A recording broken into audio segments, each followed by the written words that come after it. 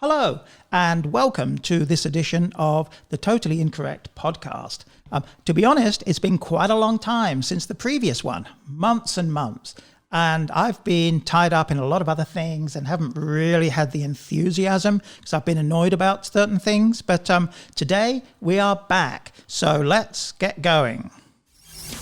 It's not politically correct. It's totally incorrect. You're listening to the Totally Incorrect podcast with David Holliday.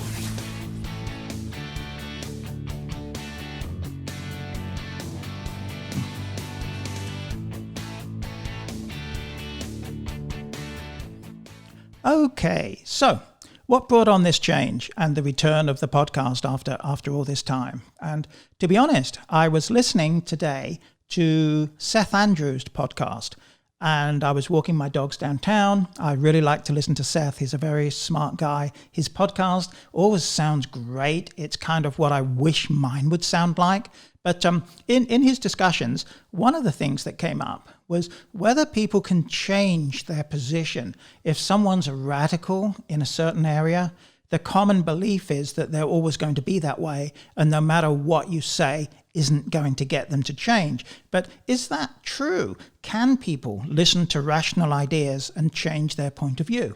And Seth used himself as an example. He came from a strict Christian upbringing and was very active in the Christian church himself.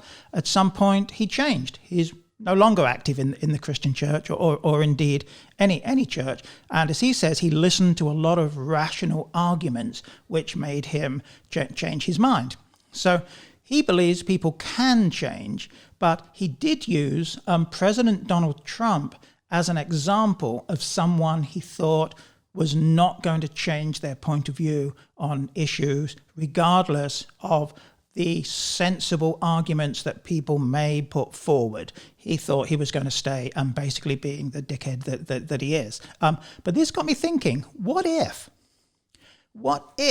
Donald Trump woke up one morning and realized that he's wasted 4 years of presidency, or nearly 4 years of presidency, basically being a complete idiot and doing a lot of damage to a lot of people? What if he said, I really want to make America great, but I want to do it the proper way? How would this new reformed Donald Trump go about that? And believe it or not, I have one or two good ideas for him. And these are not necessarily in order of importance. These are in the order that I thought of them. But for a start, I don't think a country can be great if you restrict a lot of your citizens from getting a good education. One of the things the Trump administration has been doing is taking money out of public education where it's sorely needed, and if anything, putting it into private education for people that can afford private education anyway. Now, I'm not saying we shouldn't have private education, but public education really needs to be funded properly.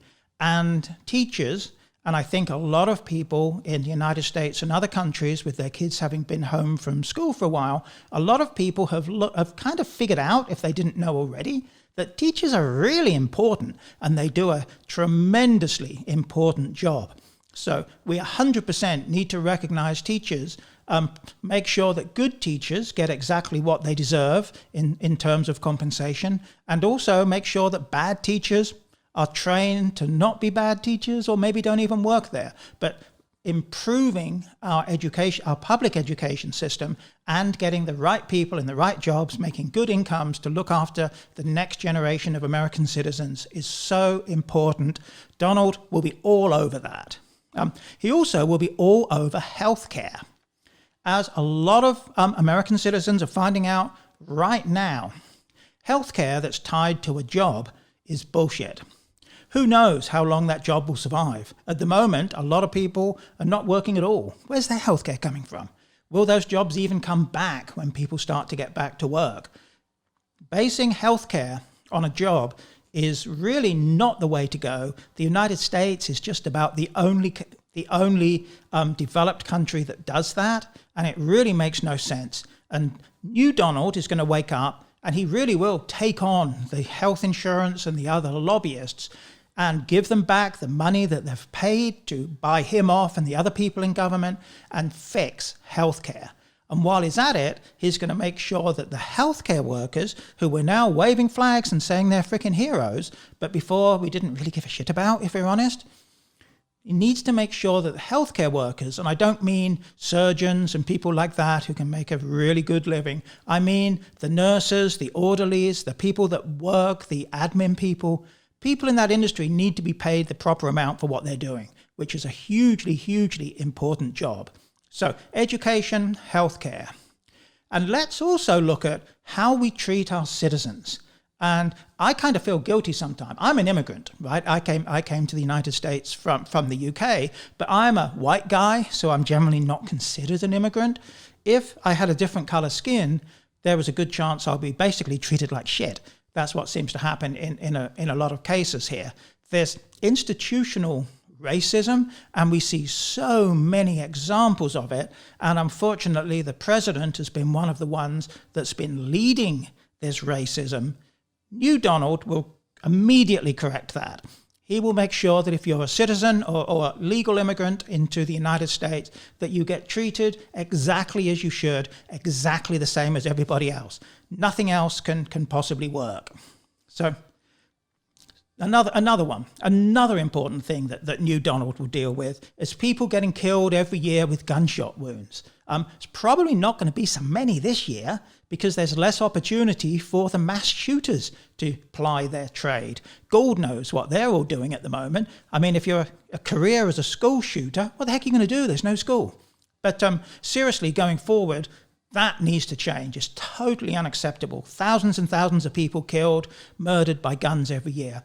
New, aware, human Donald Trump is going to fix that and have some proper gun control. Not to take everybody's guns away if they've got them legally, but to make sure that to be able to buy guns, you have to go through a licensing process, which probably will include some testing. You need a test to drive a car, and you can do damage with a car, right?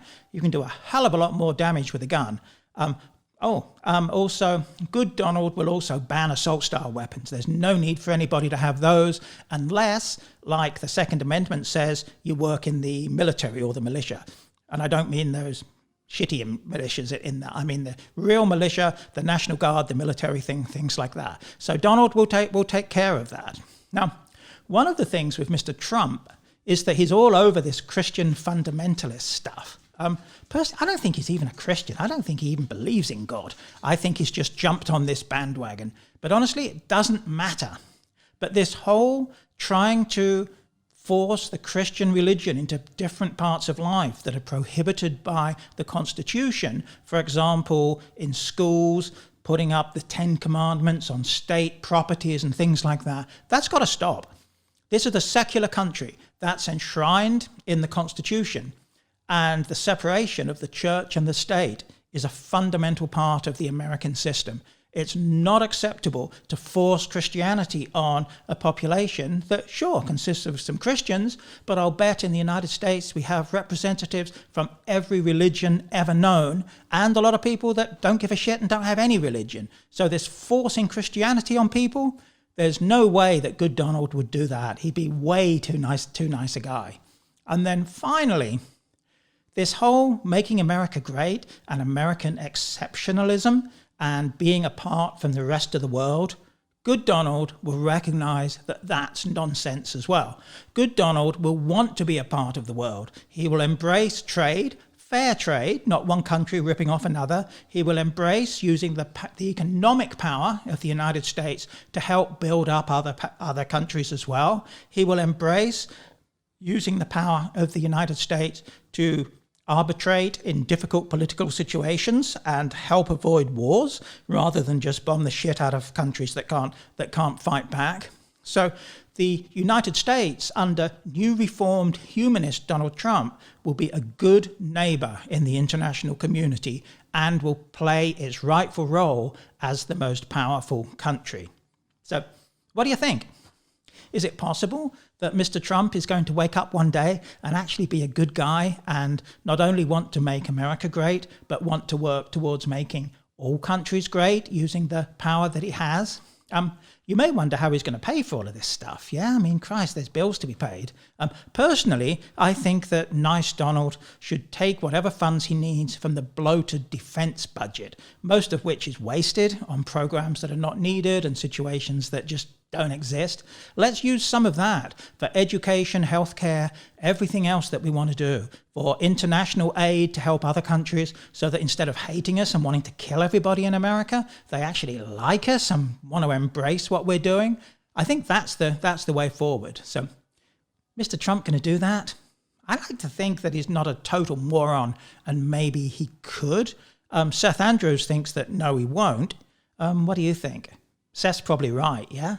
But we can keep hoping anyway. So anyway, thank you for watching. Hopefully there'll be another episode within the next 6 months or so, or whenever I get around to it. Let me know what you think. Thanks so much. Take care.